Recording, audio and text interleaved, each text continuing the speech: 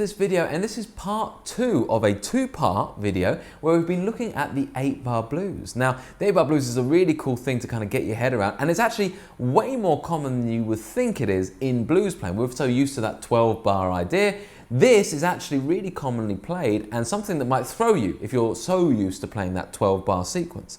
Now, in this particular video, we're going to be doing the lead part that you just heard. Okay, so again, when approaching your lead, you've got some cool new ideas that you can throw in here just because of the different shifts of chords. So we change them in a different place, and we throw in a couple of little diminished chords for good measure, which you wouldn't typically see in a 12-bar blues. So loads to get through, and we'll go through it all in this lesson. Okay, so just before we get started, please head on over to the website via the link below, where you'll find the download for the backing track, download for the tab, and even a Guitar Pro tab for those of you who use Guitar Pro. Okay, so let's go through these licks. Now, as we go through, what I'm going to do is I'm going to kind of break them down in terms of tab, as it were, and then we'll talk a little bit about, the theory behind it, what scales we're using and all of that. But basically, throughout most of this track, we're using that combination, that classic combo of the minor pentatonic, so B flat minor pentatonic, maybe B flat blues, and B flat major. And what I'll do is over on the website, if you go click through the link, then you'll find that I'll put these scale diagrams on our interactive fretboard so you can really get to grips with that kind of crossover sound, because we're doing it in a couple of places in the neck, and as we go through the licks, I'll kind of walk you through it. So our first lick is this.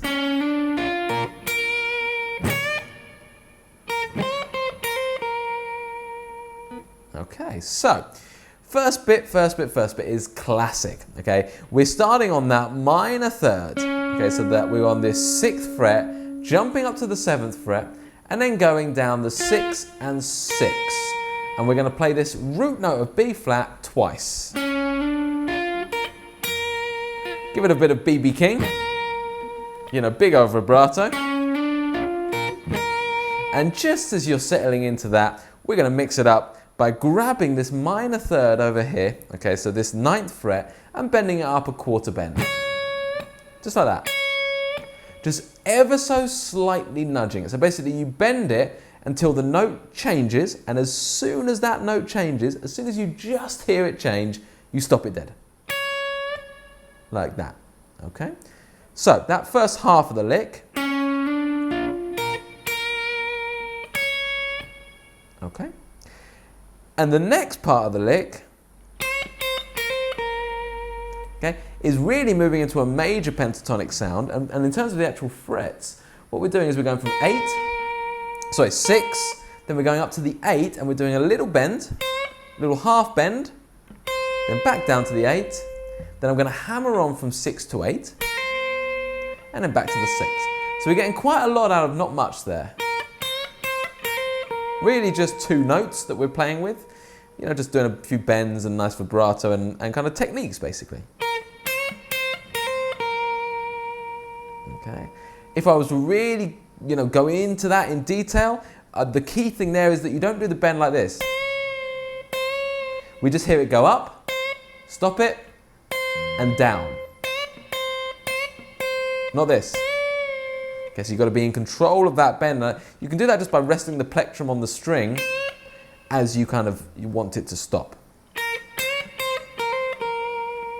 Okay, so first lick, all in all.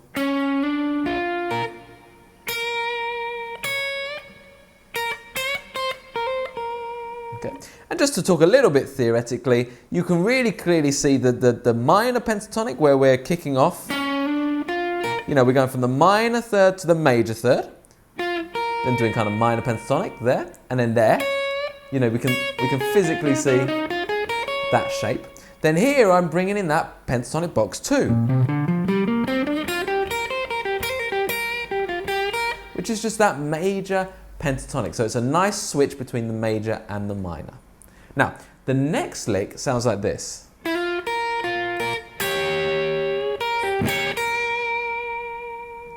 Okay, so let's just go through that. So again, we're still in that kind of minor box 1 here. So we're going to come across here, we're going to do a little semitone slide from 5 to 6. And then we're just going to stay on there, bar that finger across the B and the E string, and just go E string, B string, E string. Okay. before grabbing these two notes, okay, and this is my favorite thing. I've said this in a previous video, I just absolutely love this, where we're just going to take the third finger on the 8th fret in this case, and the third finger on the 9th fret, and we're just going to hit those two together. Such a dissonant sound, but so good, so bluesy. And I'm just going to slightly bend up my 2nd finger. Not this one, not 3rd finger, just the 2nd finger. Just nudge it. To kind of create, again, that kind of dissonant sound. Now, as soon as you hear it change, you need to stop it. You don't want to go and actually start changing the note. You just want to hear it start to change and then stop it. And then, so you come back to the 6, over to the 8 on the B string, and then 9, 6.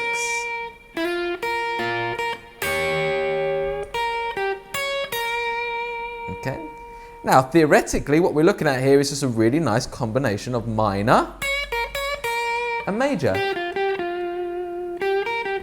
There's that box 2 in major, and there's the box 1 in minor. So again, a really nice way. It's not just separately playing in minor and then major. You know, we're very much combining the two within one scale almost. Okay. So we've got, those are the first 2 licks, okay? And then we're going to do this.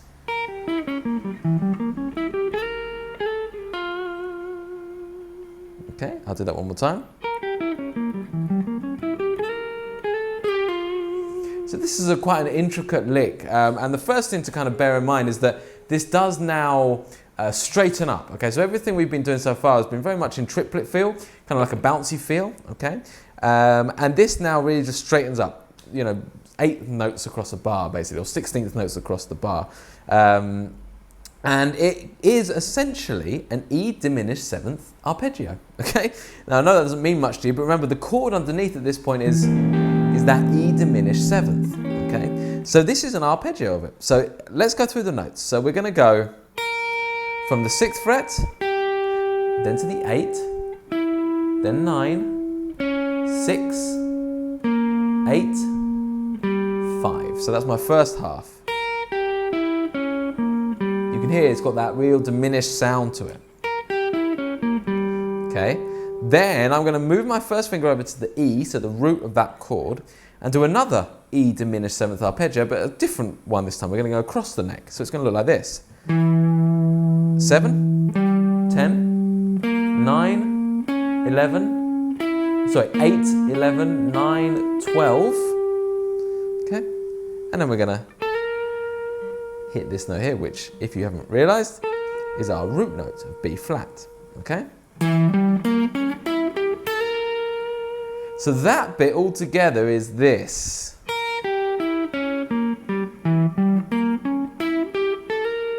Okay, and as we hit that B flat, we're now looking to move back into the B flat major chord. So we're just going to finish with a nice little major pentatonic little cool lick sound thing. Okay, best way to describe it ever.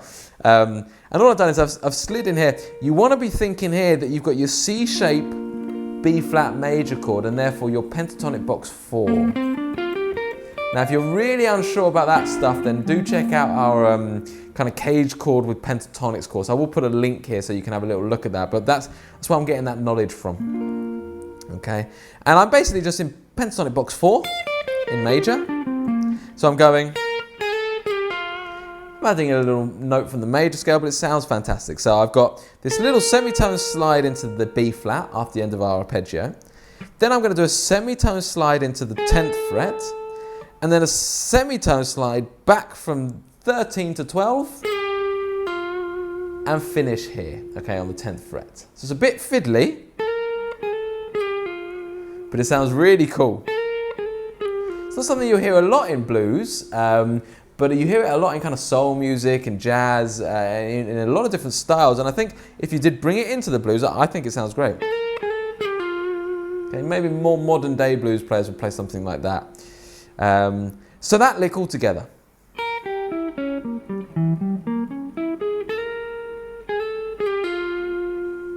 Okay, and then we're going to go like this. I'll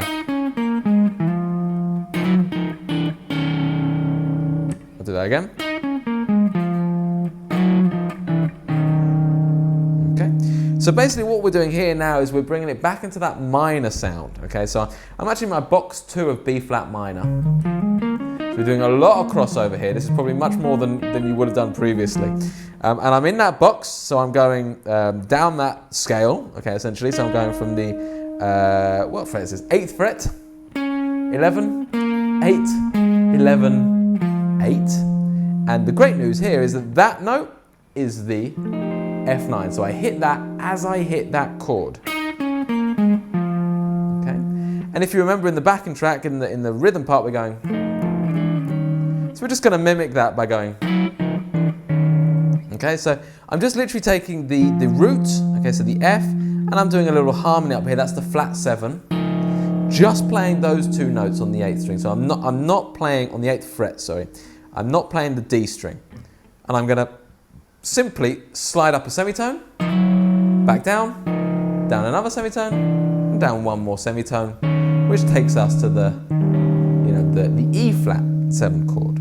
So we got this.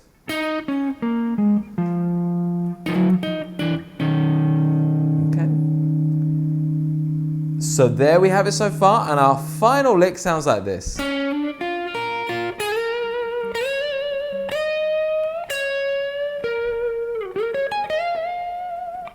Okay, so let's just go through that, shall we? Now, here it's coming back and we're on that kind of turnaround section now. Now you can do anything you want over a turnaround section, but because it moves quite a lot, I typically like to stick with just one thing. So I either stick with the kind of minor pentatonic vibe, or if I'm in a much more major sounding thing at that time, I'll stick with a major pentatonic vibe. But I won't cross them over too much because there's already quite a lot happening underneath. You don't need to add further kind of complication to that. So it sounds like this. So I'm just starting there. So I'm just taking the minor third to the major third, so 6th to 7th fret. Then doing that 6, 6, 6. And then I'm going to do these cool slides. So I'm in box 1 at the moment. Just imagine that. Box 1. And I'm going to go from the 9th fret up to the 11th fret. Slide again up to the 14th fret, and then one more time up to the 16th fret. Basically just going through box 1, 2, 3, and 4 of the minor pentatonic. Lots of vibrato, okay? As I get here, I'm just going to slightly bend that as well. Listen. Oh, not played very well. Little bend, and then I'm going to come back. Remember, you're in your box 4 here.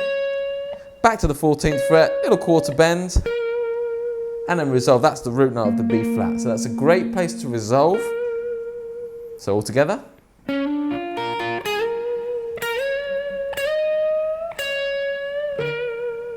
Okay. And just as you thought you were finished, we're just going to do a... Okay, which is quite simply sliding from 13 to 14, still in box 4. Then grabbing that note, 14th fret, okay, so 13 to 15, sorry, then 14th fret, then grabbing a high 16th fret on the E string, and jumping back to the 16th fret on the B string, and doing a double bend.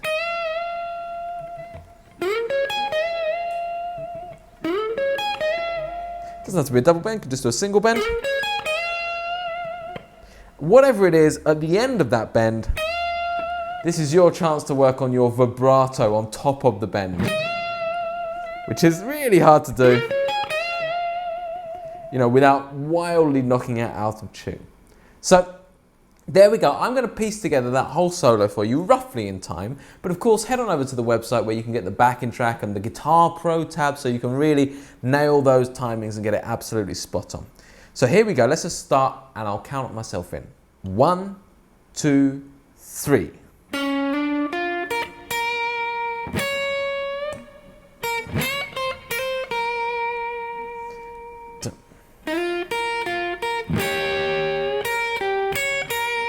The arpeggio.